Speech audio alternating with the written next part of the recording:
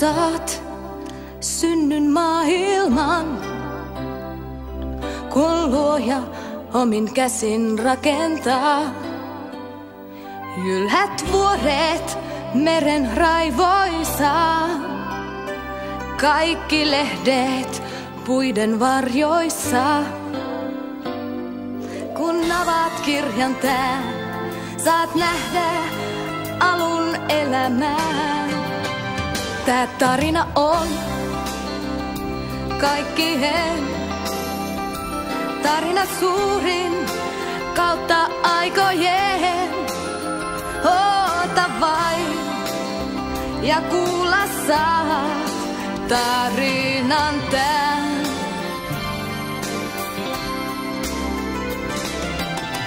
Tarina elämän.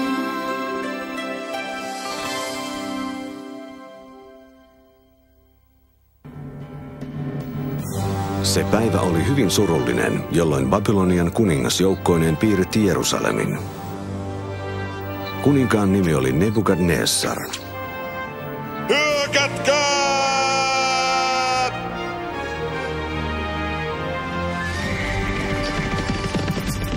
Kuningas ja armeija ryöstivät Jumalalle kuuluvat tavarat ja tuhosivat hänen temppelinsä. Sitten kuningas määräsi varastetut tavarat siirrettäväksi takaisin Babyloniaan, mutta hän varasti muutakin. Aspenas, hae Jerusalemin parhaat nuoret miehet. Heidän on oltava hyvin terveitä ja älykkäitä, jotta he voivat tehdä töitä minulle palatsissa. Älkää koskeko! Ne ovat temppelistä! Ne ovat Jumalan! Palauttakaa ne takaisin kuningaskuntaamme!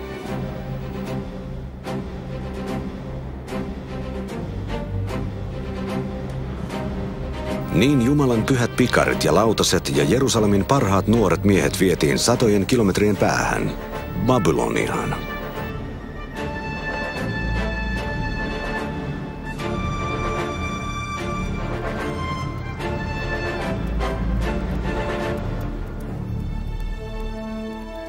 Näiden vietyjen joukossa oli Daniel ja hänen 3 ystäväänsä, Sadrak, Mesak ja Abednego. Ja vaikka Daniel ja hänen 3 ystäväänsä olivat satojen kilometrien päässä kotoaan ja Jumalan temppelistä, he pysyivät uskollisina Jumalalle.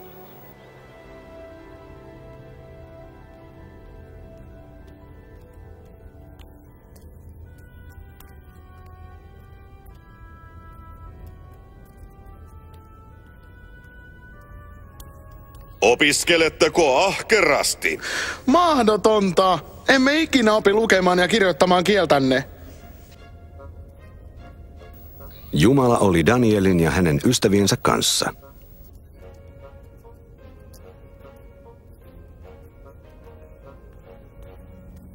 Kielenne on hyvin mielenkiintoinen, ylhäisyys. Opettakaa meille lisää. Jumala antoi heille enemmän viisautta kuin muille nuorille opiskelijoille ja he olivat kiitollisia hänelle. Aikanaan kuningas näki, että nämä pojat olivat 10 kertaa älykkäämpiä kuin kaikki Babylonian noidat, tietäjät ja manaajat. Ja Jumala antoi Danielille erityiskyvyn ymmärtää ja selittää unia.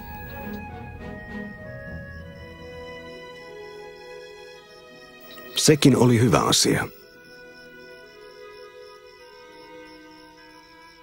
Kuningas Nebukadnessar alkoi nähdä outoa unta. Arjok! Uni piti hänet hereillä yön jälkeen. Tuokaa tänne noitani, tietäjäni ja manaajani. Heidän täytyy kertoa minulle, mitä uneni tarkoittaa. No, mitä odotat? Menossa, oi kuningas! Unta, minun on saatava nukkua. Oi kuningas, elä ikuisesti! Mitä haluatte tietää? Kysykää mitä vaan. Me tiedämme vastaukset. Jumalalle kiitos. Minulla on erittäin tärkeä kysymys teille, noita, manaaja ja tietäjä. Ei, hän on manaaja. Hän on tietäjä. Hän on noita, oi kuningas. Aivan niin, no mikä tahansa. Haluatteko tietää, onko lumi kylmempi kuin koiran kuono? Tai tehdä vuohenmaidosta kangasta. Tai maailman jättiläisten lukumäärän. En. Olen monta yötä nähnyt oikein outoa unta. Helppo juttu. Niin on. No, kertokaa mitä se tarkoittaa. Hyvä on, mutta kertokaa ensin unenne. Sitten kerromme, mitä se tarkoittaa. Eikä. Jos olette niin viisaita, niin ensin kerrotte minkä unen näin ja sen jälkeen mitä se tarkoittaa. Haluatte meidän kertovan teille sen, mitä jo tiedätte? Sitten kerromme teille, mitä ette tiedä. Mutta te tiedätte, jos me tiedämme, mitä jo tiedätte. Kyllä. Tiesin, että olette viisaita. Pelleilettekö? Ette voi. Unohtakaa. Kertokaa minulle heti uneni tai rankaisen teitä kaikkia. Mutta kukaan maan päällä ei voi tietää sitä. Vain jumalat pystyvät kertomaan. Ja he eivät elä maan päällä. Siinä se. Nyt olen vihainen. En rankaise ainoastaan teitä 3, vaan... Arjok! Tapata kaikki Babylonian noidat, tietäjät ja manaajat! No, mitä odotat? Menossa, oi kuningas. Arjok meni Danielin taloon. Hän kertoi Danielille kuninkaan määräyksestä rangaista kaikkia Babylonian tietäjiä. Odota, Arjok. Älä tapa ketään tänä iltana. Daniel, olet ystäväni. Odotan, mutta vain huomisaamuun. Rukoilkaamme, ystävät. Jumalan täytyy auttaa meitä ymmärtämään kuninkaan salainen uni. Kukaan ei saa kärsiä tästä. Herää, Daniel. Olen tullut selittämään sinulle kuninkaan salaisen unen. Kiitos, Jumala. Oi kuningas, täällä on joku, joka kertoo unenne tarkoituksen. Mahdotonta. Kuka nyt voisi olla viisaampi kuin manaaja, noita tai tietäjä?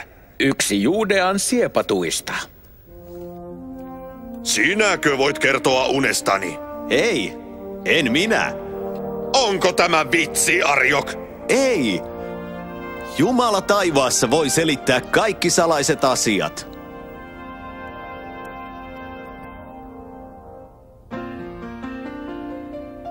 Tiedän mitä se tarkoittaa, teidän unenne tarkoittaa. Mitä kuulla ja nähdä saan, sitä Herra on käskenyt julistaa. Se on pyhän sanoma, ihan helppoa oivaltaa. Tiedän mitä unenne tarkoittaa.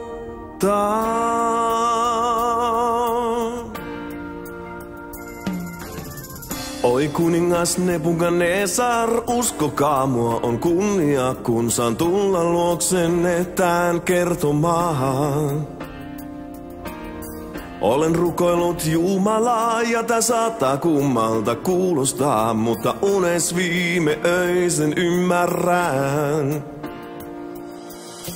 Näin kultapäisen patsaan pronssisen ja savivarpaat ne maailman valtakuntia kuvastaa.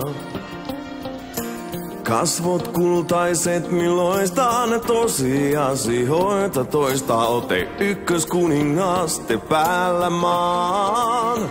Tiedän mitä se tarkoittaa, teidän unenne tarkoittaa. Mitä kuulla ja nähdä saan, sitä Herra on käskenyt julistaa. Se on pyhä sanoma, ihan helppoa oivaltaa. Tiedän mitä unenne tarkoittaa.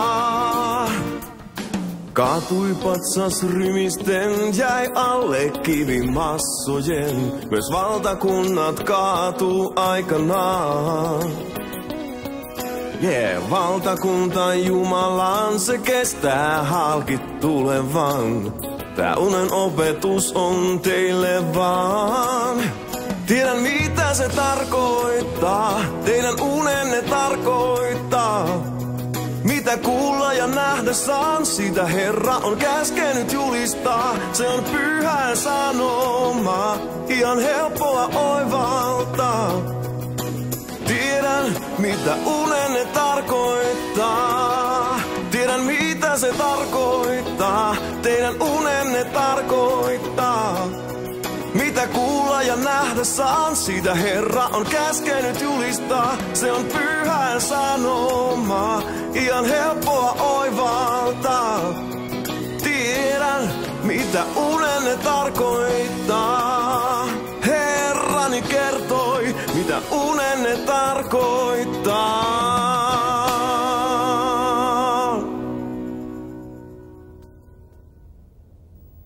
Aivan oikein. Sinä olet viisaampi kuin kaikki manaajani, noitani ja tietäjäni yhteensä. En minä. Jumala kertoi minulle sen. Ei siksi, että olen parempi kuin muut. Siksi, että tiedätte merkityksen. Mutta mitä se tarkoittaa? Te olette kuningas nyt, mutta ette te eikä kuningaskuntanne pysy ikuisesti. Mutta Jumalan kuningaskunta on ikuinen. Sinun Jumalasi on kaikkien jumalien Jumala. Kaikkien kuninkaiden kuningas. Sinun Jumalasi kertoo ihmisille asioita, mitä he eivät voi tietää. Ansaitset palkkion. Tästä hetkestä lähtien hallitset Babyloniaa puolestani ja olet kaikkien tieteeni johtaja. Kuningas, pyydän teitä. Älkää rankaisko heitä. Tietysti. Mitä vain pyydät? Mikä olikaan nimesi? Daniel. Mutta minä tarvitsen apua. Minulla on 3 viisasta ystävää. Nimittäkää Sadrak, Mesak ja Abednego Babylonian johtajiksi myös. Tulee tapahtumaan, Daniel. Monia vuosia kului kuningas Nebukadnessarin jälkeen ja hänen poikansa Belsassar tuli kuninkaaksi. Daniel asui Babyloniassa ja joka päivä 3 kertaa päivässä hän katsoi Jerusalemiin päin ja rukoili Jumalaa.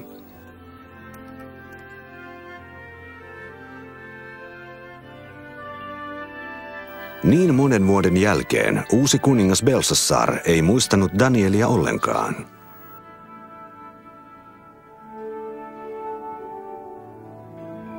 Eräänä iltana kuningas Belsassarilla oli suuret kutsut.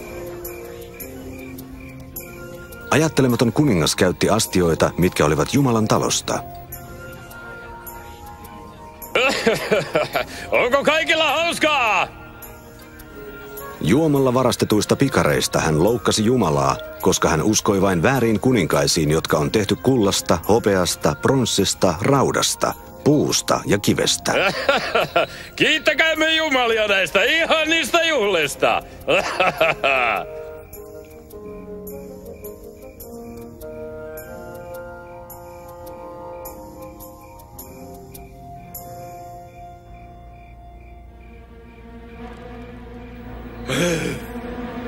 Mitä tämä on?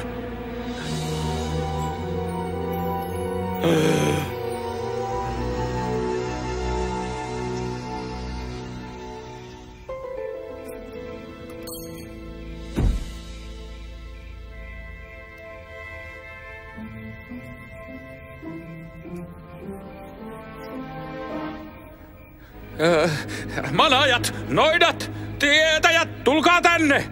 Pian! Mitä tuossa sanotaan? Lukekaa se minulle!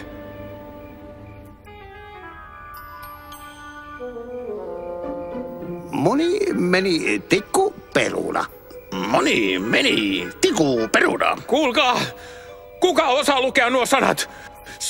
Saa kultakäädyt! Emmi meni tähän parteen. Emmi meni tähän parteen. Emmi meni tähän parteen. Että tämä hieno purpurainen viitta sopii kuninkaalle. Teen sinusta vielä kuningaskuntani 3. korkeimman hallitsijan. Mahdotonta. Täysin. Käsittämätöntä. Eikö kukaan kuningaskunnassani ymmärrä näitä outoja sanoja? Minä tiedän erään, joka ymmärtää. Isäsi aikaan yhdellä miehellä oli jumalien viisaus. Kutsu Daniel. Oletko sinä Daniel? Se, joka uskoo Jumalaan, joka loi taivaan ja maan. Katso, kultakäädyt, purppuraviitta ja 3. korkein hallitsija kuningaskunnassa. Kaikki on sinun, jos osaat lukea nämä sanat. Kuningas Belsasar, pitäkää lahjanne tai antakaa ne jollekin toiselle. Sitten sinäkään et osaa lukea niitä. Mutta minä osaan. Ja minä kerron teille, mitä tuossa sanotaan.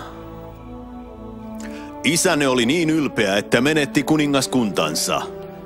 Jumala hallitsee kaikkea maan päällä, ja hän päättää, kenestä tulee kuningas. Te tiedätte tämän, mutta ette ole pahoillanne niistä kauheista asioista, mitä olette tehneet.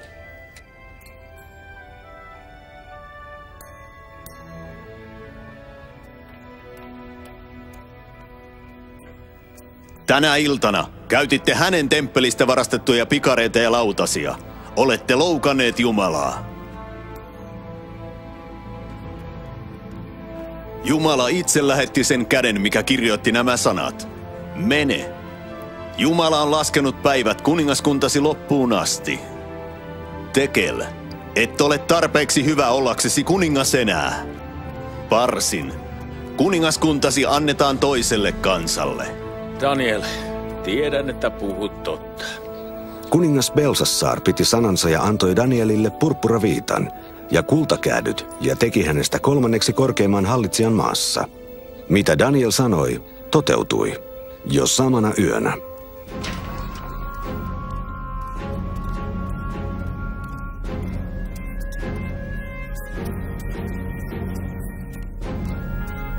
Toinen hallitsija Dareios otti kuningaskunnassa vallan.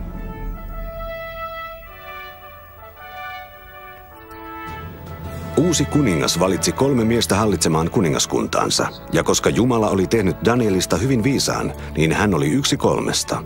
Pian kuningas Dareios näki, että Daniel oli parempi kuin 2 muuta miestä, ja hän suunnitteli tekevänsä Danielista maan yhden ja ainoan hallitsijan.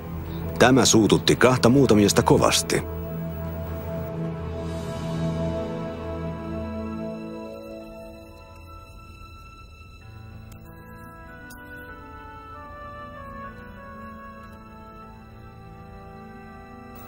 Ne 2 tietäjää halusivat tuhota Danielin maineen. Mutta hän kertoi aina totuuden, eikä ollut laiska eikä epärehellinen. Meidän on tuhottava Daniel. Mutta miten? Hän on liian hyvä. Minulla on idea. Daniel todellakin uskoo Jumalansa. Käytämme sitä häntä vastaan.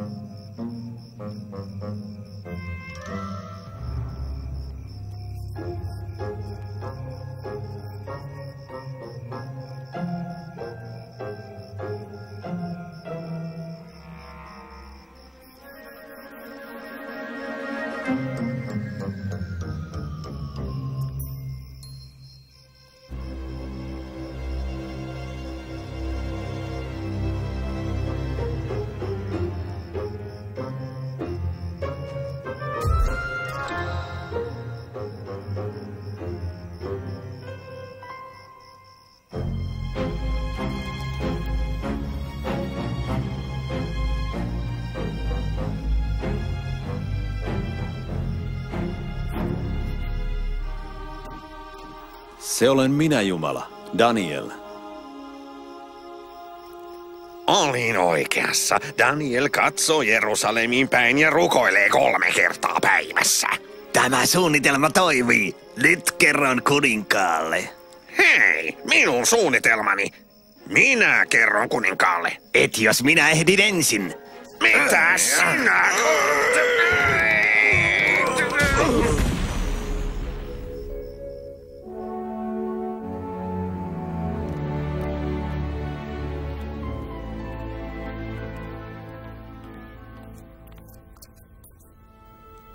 Oi kuningas Dareios, teillä on monia vihollisia.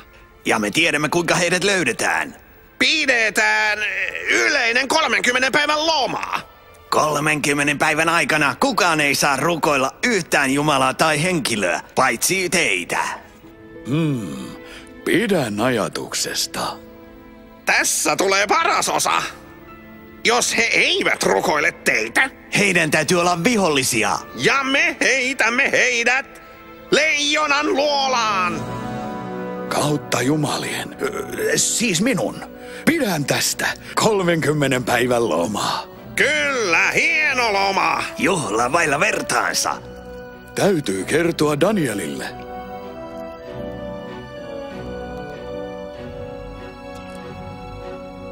Se on ihana uusi laki.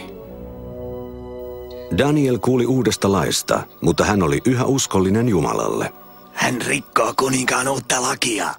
Suunnitelmani toimii. Daniel rukoilee Jumalaansa. Heitetään hänet leijonan luolaan. Odota. Ei suunnitelma ole sinun, vaan minun. Eikä ollut, olen paljon viisaampi kuin sinä.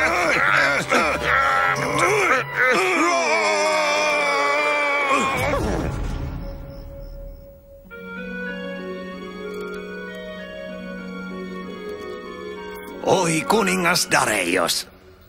Me löysimme erään, joka ei noudata uutta lakia. Uskomatonta. Kuka on tämä kauhea henkilö? Hän on israelilainen Daniel. Ei hän.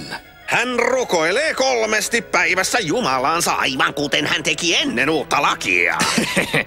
Onko leijonia 2 vai 3? En voi satuttaa Danielia. Hän on luotettava neuvoja ja ennen kaikkea ystäväni. Mutta kuningas Dareios, kuten tiedätte... Laki sanoo, yhtään kuninkaan antamaa lakia ei voi muuttaa. Pitää muuten paikkansa. Totta. Hyvä on. Viekää Daniel leijonan luolaan, ystäväni. Mitä olen tehnyt?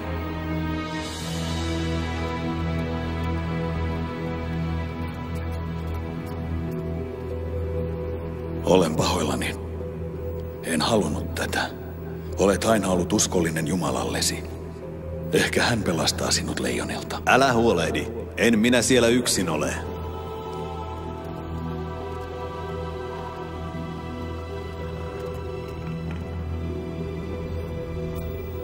Jotta kukaan ei voisi siirtää kiveä ja päästää Danielia ulos luolasta, kuningas Dareios sinetöi aukon kuninkaalisella sinetillä.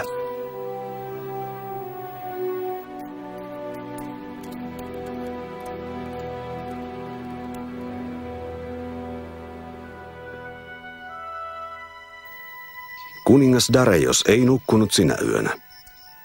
Hän oli hyvin huolissaan ystävästään. Seuraavana aamuna kuningas Dareios juoksi leijonan luolalle. Oi Daniel, onko Jumalasi pelastanut sinut? Avatkaa leijonan luola!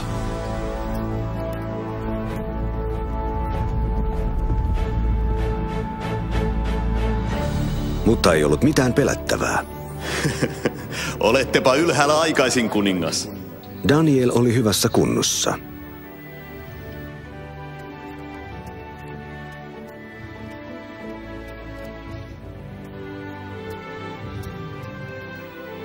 En voi uskoa silmiäni. Voit hyvin. Kun leijonat hyökkäsivät, Jumala pelasti minut. Hän lähetti enkelin sulkemaan leijonien kidat. Leijonat eivät haavoittaneet minua, koska Jumala tiesi, etten ollut tehnyt mitään väärää, enkä ole tehnyt teitäkään kohtaan mitään väärää. Daniel, olen onnellinen. Ja te kutsutte itseänne tietäjiksi. Viekää heidät pois. Se oli kauhea suunnitelma. Sinun syysi, sinun suunnitelma. Eikä ollut. Olihan. Kuningas Dareios kirjoitti kirjeen kaikille. Rauhaa ja onnea kaikille.